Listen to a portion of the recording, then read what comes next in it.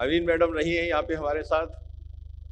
Parliament का बहुत बड़ा रोल है हमारे देश में, हमारी डेमोक्रेसी में।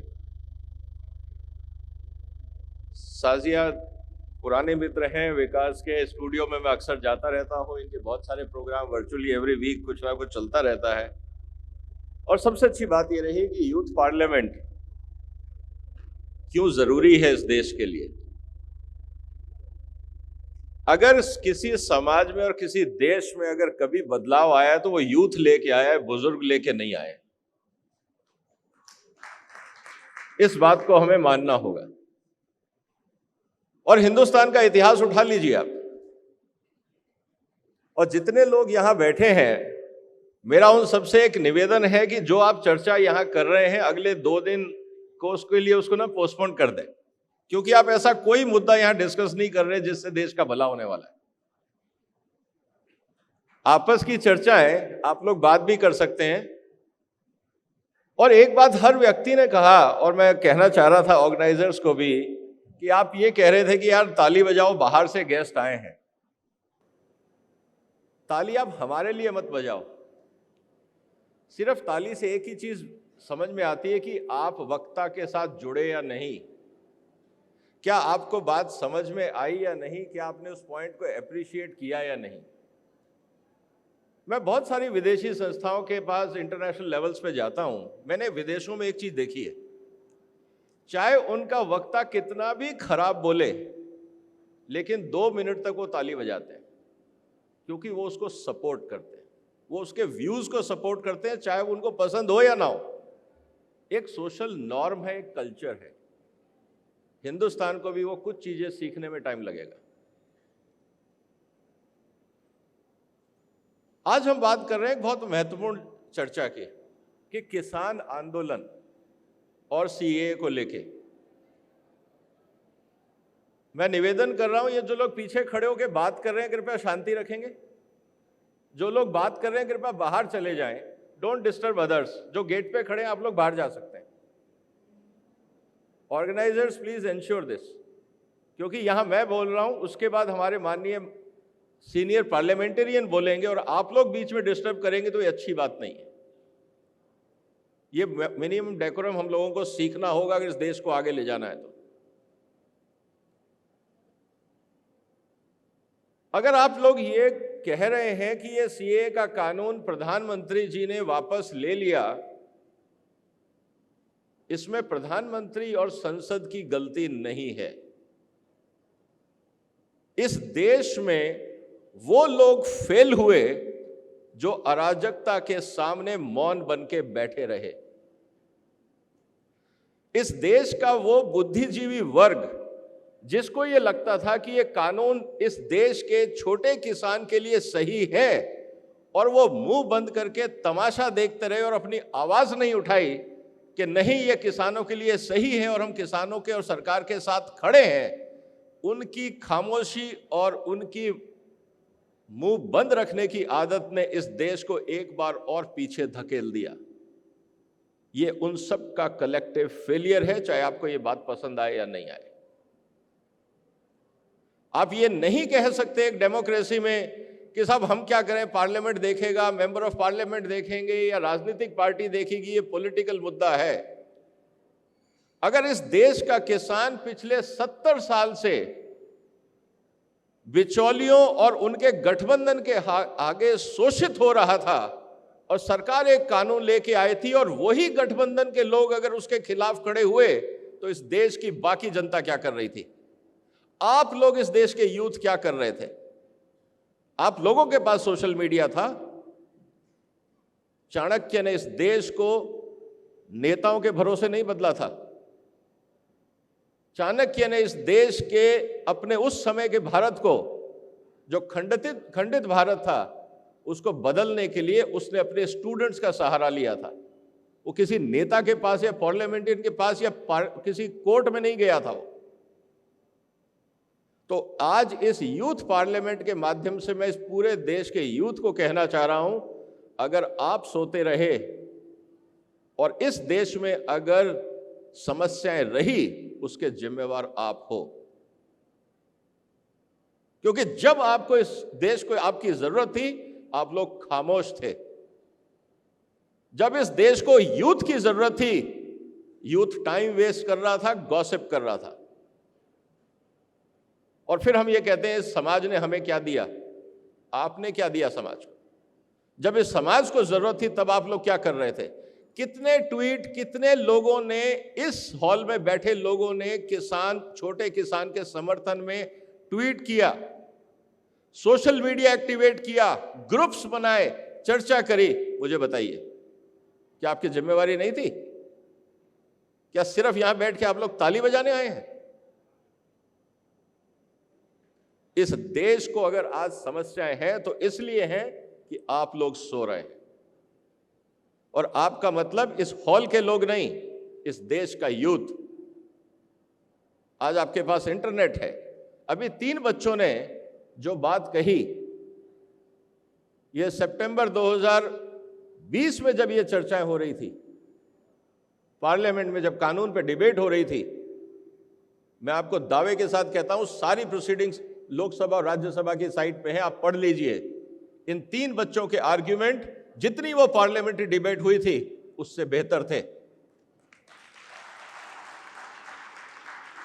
तो हमारा यूथ कम नहीं है, हमारा यूथ नालायक नहीं है, नकारा नहीं है, लेकिन केयरलेस है।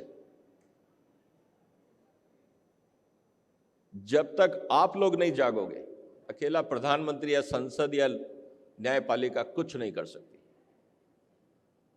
और मेरा निवेदन है आप सब लोगों से, अगर आपको नहीं पता कि चाणक्य ने क्या कहा था, चाणक्य सीरियल YouTube पे फ्री है। बेकार के गॉसिप्स और मूवी देखने की जगह आप लोग चाणक्य सीरियल देखिए, आपको समझ में आएगा कि अध्यापक का रोल क्या होता है और एक स्टूडेंट का रोल क्या होता है, एक यूनिवर्सिटी का रोल क्या होता है। एक तक्षशिला ने पूरे देश को बचाया था, वो यूनिवर्सिटी थी, वो आर्मी नहीं थी, वो पार्लियामेंट नहीं था, वो न्यायपालिका नहीं थी, वो एक यूनिवर्सिटी थी। और वहां टीचर्स और स्टूडेंट्स थे जिसने देश को बचाया था। कहां गए वो सब? कहां गई वो परंपराएं इस देश की?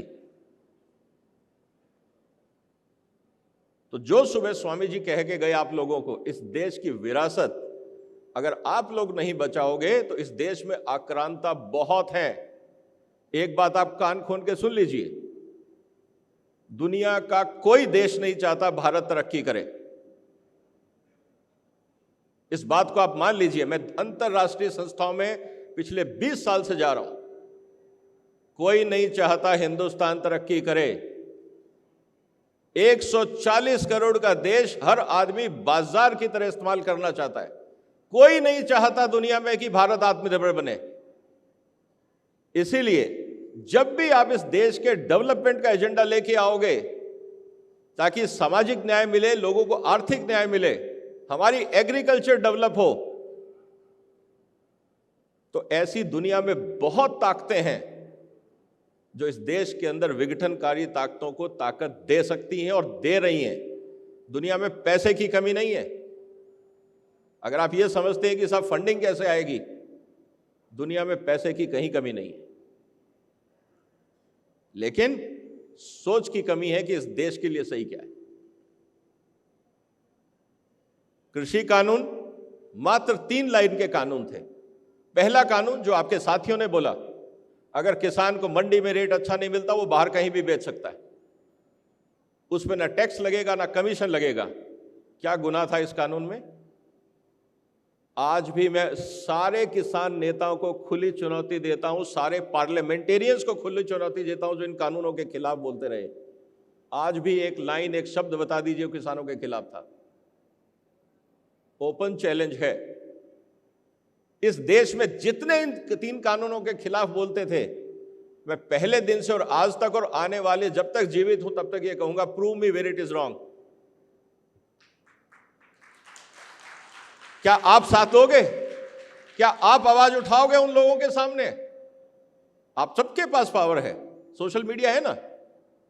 क्यों नहीं आपने राहुल गांधी या उन सब लोगों को ट्वीट डाला कि prove it where it is wrong? As a student of universities in India, we want your answer, make them accountable. You can not talk nonsense and get away in this country. ये देश हमारा है, भविष्य हम बनाएंगे इस देश का। लेकिन जो लोग इस देश में अपने स्वार्थ की राजनीति कर रहे हैं, अराजकता फैला रहे हैं, उनको जवाबदेह कौन बनाएगा? क्यों खामोश थे आप लोग? मैं बहुत नाराज हूं आज सबसे, और आप लोगों से, आपकी खामोशी से नाराज हूं। इस देश के उस बुद्धिजीवी से नाराज हूं जो अपने आप को इंटेलेक्चुअल बोलता है और मुंह बंद करके बैठा रहता है जब इस देश के खिलाफ साजिशें रखी जाती हैं। उनका इस देश में अपने आप को राष्ट्रभक्त कहने का अधिकार नहीं है, क्योंकि जब आपकी राष्ट्रभक्ति की जरूरत थी तब आप खामोश थे। वो भी इस देश के साथ नाइंसाफी थी। दूसरा कानून सिर्फ कॉन्ट्रैक्ट फार्मिंग का एक लाइन का है। अगर आपको सही रेट मिलता है कॉन्ट्रैक्ट करिए, नहीं तो मत करिए। ऑप्शनल था। क्या नालायकी थी इसमें? क्या कमी थी इस कानून में? और तीसरा कानून एक लाइन का ये है, और वो तो टोटल कानून ही एक पैराग्राफ है, कि अगर आप फूड प्रोसेसर हैं, आप एक्सपोर्टर हैं, अगर आप एग्रीकल्चर में डील करते हैं, हर एक को भंडारण की आजादी नहीं थी, लोग पढ़ते तक नहीं है इस देश में। बहुत सारे प्रवक्ता पॉलिटिकल पार्टीज के, इंक्लूडिंग बीजेपी के, जब टीवी पे आके बोलते थे उनको यही नहीं पता था कि कानून में क्या लिखा हुआ है, कि भंडारण की असीमित व्यवस्था कहीं नहीं लिखा हुआ कानून में। जो सिर्फ वैल्यू एडिशन या वैल्यू चेन में पार्टिसिपेट है, सिर्फ उनको, एक स्टील का व्यापारी गोडाउन नहीं भर सकता था अनाज का, और जिसको भी रखना था उतना जितनी उसकी इंस्टॉल्ड कैपेसिटी थी उसके आगे नहीं रख सकता था। आप लोग कानून पढ़ते नहीं और चर्चा में घुस जाते हैं। मेरा सिर्फ निवेदन आप लोगों से यह है, जागिए। बहुत हो गया कैजुअल एटीट्यूड, क्योंकि आप लोग ही कल आके सरकार को कहोगे रोजगार कहां है। अगर इस देश में इकोनॉमिक एक्टिविटीज नहीं होंगी, ये 3 कृषि कानून भारत के हर जिले को, हर गांव को, ये 3 कानून 1991 से ज्यादा रिवॉल्यूशनरी और बेटर रिफॉर्म्स थे। हिंदुस्तान का हर गांव, 6,70,000 गांव जो इस देश के हैं, हर गांव एक इन्वेस्टमेंट डेस्टिनेशन बनने वाला था। आप सब ने अपनी खामोशी से अपने भविष्य को बर्बाद कर दिया। और अब आप कहोगे साहब जॉब कहां है? जब आपको मौका था, जब आपके फेवर में कानून बन रहे थे, आप लोग सो रहे थे, और अब आप बेगर्स की तरह जाओगे वापस सरकार के पास, कंपनियों के पास, की नौकरी दे दो।